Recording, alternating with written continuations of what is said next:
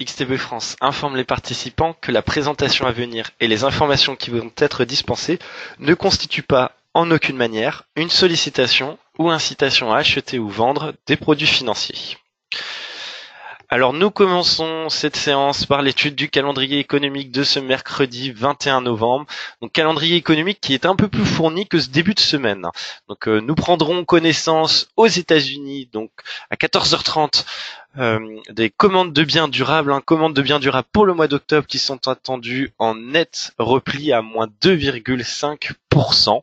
Puis nous prendrons connaissance dans le même temps des demandes hebdomadaires d'inscription au chômage. Donc ces demandes d'inscription au chômage qui sont attendues en léger repli puisqu'elles sont attendues à 215 000 contre 216 000 le mois précédent.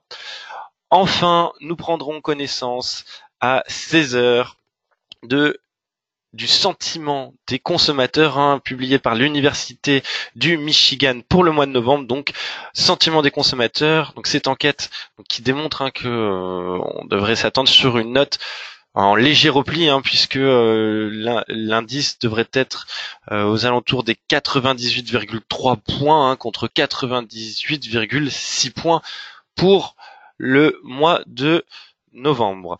Enfin, nous prendrons connaissance à 16h30 de la publication par le département de l'énergie américain des stocks d'essence, des stocks de pétrole brut et des stocks de pétrole distillé.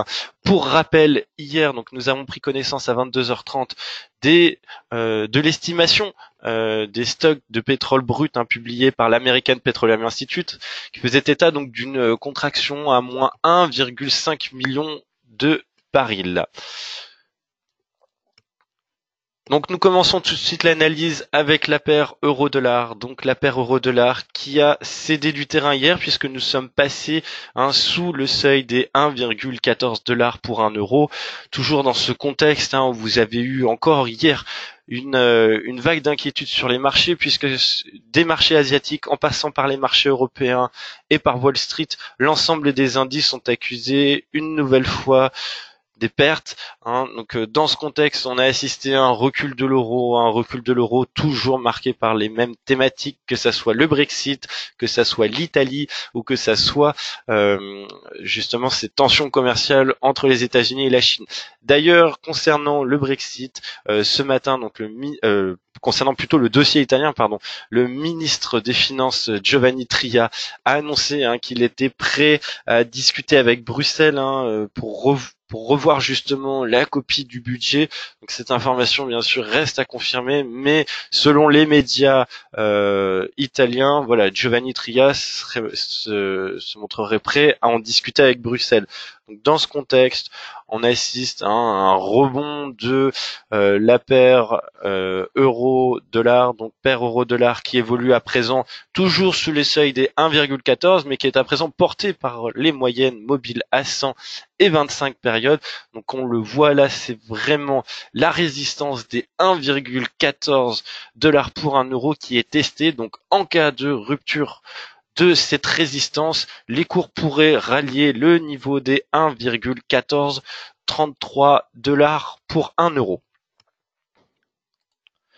Concernant le DAX, l'indice allemand qui a ouvert ce matin en gap haussier, il faut dire qu'il en avait grandement besoin suite à la dégringolade qu'a connue l'indice hier. Donc l'indice qui évolue à présent au-dessus du niveau des 11 140 points. Donc dans ce contexte où il y a une inquiétude concernant le ralentissement de la croissance économique mondiale. Donc on a vu hier l'ensemble des valeurs des entreprises ont été attaquées, aucune n'a été épargnée.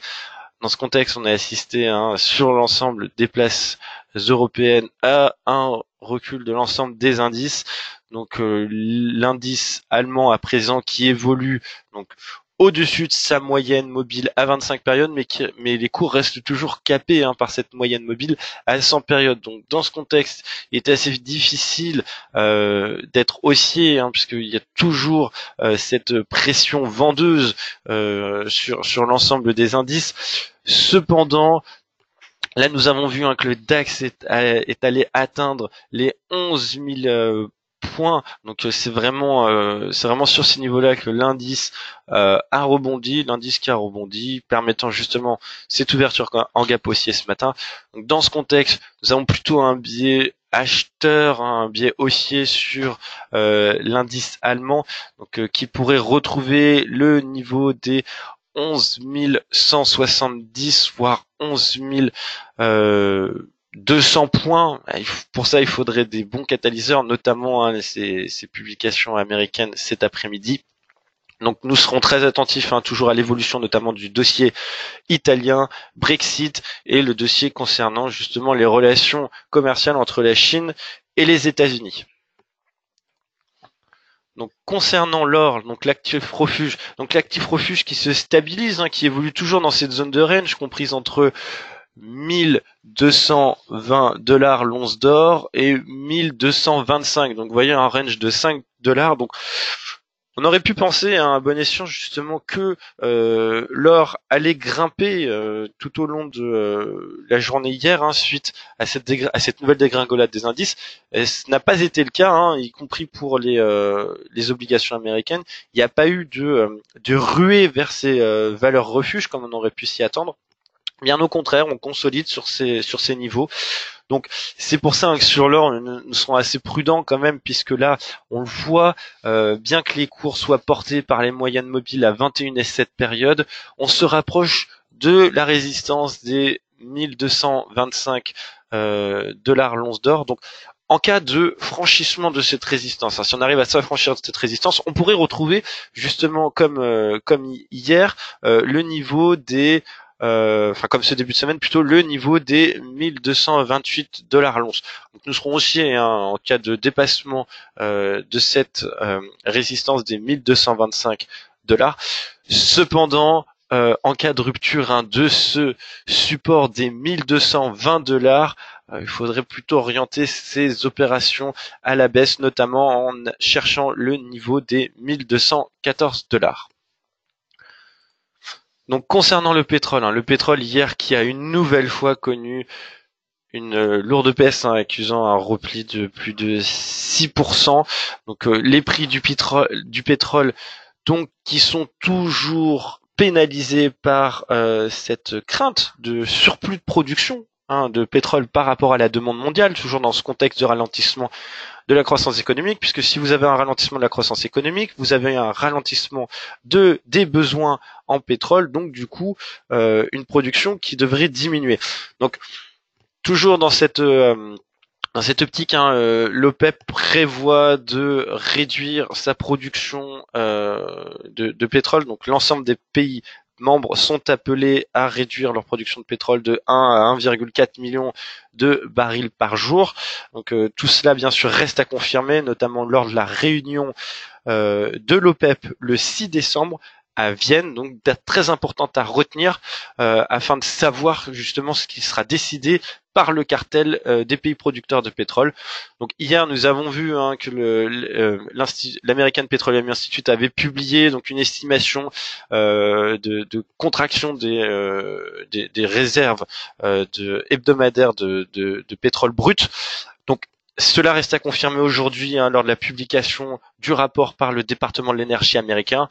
Donc dans ce contexte, c'est vrai qu'il est particulièrement difficile d'avoir une vision sur cet actif. C'est pour ça que pour le moment, je resterai neutre et j'attendrai justement ce rapport du département de l'énergie américain, donc à 16h30.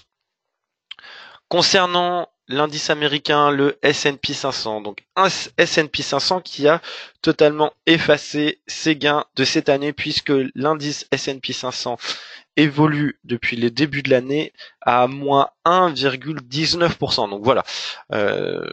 Donc pareil pour les autres indices, notamment le Nasdaq qui est à moins 2%. Donc les indices américains qui sont vraiment pénalisé par cette crainte du ralentissement économique, du ralentissement de la croissance économique, mais surtout crainte que Xi Jinping et Donald Trump, donc tous deux respectivement président de la République populaire de Chine et président des États-Unis, donc que ces deux présidents ne parviennent pas à trouver un accord. Donc la semaine prochaine, en marge du G20 qui aura lieu en Argentine. Donc les opérateurs attendent beaucoup de cette rencontre et espèrent pouvoir entendre que les deux dirigeants commencent à dessiner un accord justement entre leurs deux superpuissances pour mettre fin à ces rivalités commerciales.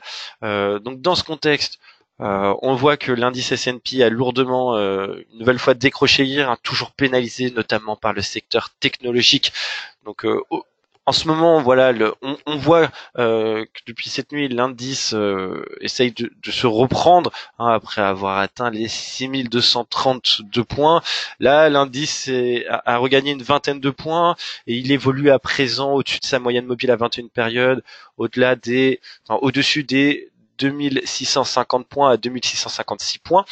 Donc, dans ce contexte, nous serons haussier sur l'indice en toute proportion gardée, parce qu'il faudra vraiment confirmer cela par des bonnes publications cet après-midi, que ça soit par exemple les demandes au chômage, que ça soit les commandes de biens durables qui seraient un petit, on va dire que le repli serait limité. Donc là, ça permettrait justement aux indices de pouvoir retrouver des couleurs. Enfin, ce qui permettrait surtout de retrouver des couleurs, ça serait une détente, toujours sur ce fond de tension commerciale. Enfin, concernant le Bitcoin, donc le Bitcoin qui a connu une véritable dégringolade puisqu'il a touché le niveau des 4300$ le Bitcoin. Donc que se passe-t-il finalement sur le Bitcoin? C'est assez simple finalement. À partir d'un certain niveau, les personnes qui minent du Bitcoin, donc ce sont les personnes qui arrivent à trouver de nouveaux Bitcoins en faisant tourner de nombreux ordinateurs.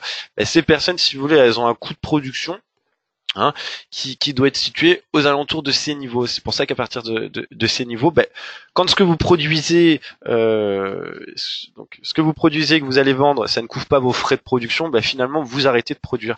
Et c'est ce qui se passe. Il y a de nombreuses, donc ça s'appelle des fermes, donc des fermes de minage de Bitcoin qui ferment. Donc c'est pour cette raison qu'il y a eu une accélération de cette baisse sur le Bitcoin. Là, on voit les cours se stabilisent autour des 4600$ le Bitcoin. Et cependant, je ne serais pas du tout haussier sur cet actif. Bien au contraire, je pense qu'on devrait retrouver le niveau des 4300$, voire le niveau des 4000 à moyen terme. Mais c'est un actif, qui est très spéculatif, sur lequel on se pose de nombreuses questions. Donc je conserve mon biais vendeur sur cet actif. Donc nous nous quittons sur cette note. Donc je vous remercie pour votre attention. Je vous souhaite à tous une excellente séance de trading et une très bonne journée. Au revoir.